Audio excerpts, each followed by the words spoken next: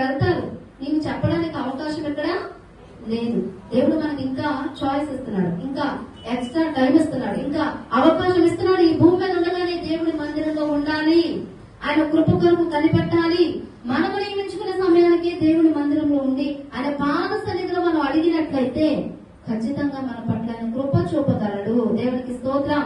భూమి మీద ఉండగా మాత్రమే మనం ఆయన కృపను పొందుకోగలుగుతాం, ఆయన కనికరాన్ని పొందుకోగలుగుతాం. భూమి మీద వెడలిపోయిన తర్వాత ఏమాత్రమే అవకాశం ఉంటుందా అంటే ఏమాత్రం అవకాశం అనేది ఉండదు. దేవునికి స్తోత్రం.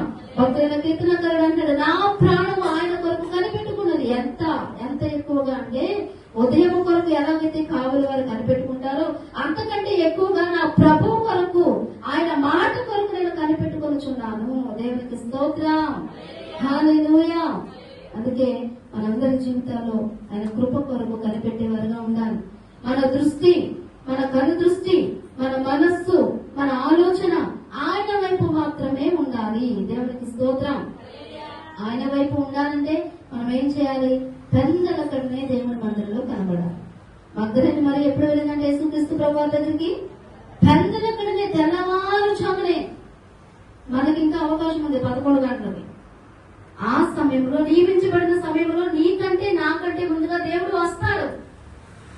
ఆయన సన్నిధి, ఆయన ప్రసన్నత, ఆయన శక్తి దేవుడి మందిరంలో ఉంటదంటాడు. దేవునికి స్తోత్రం.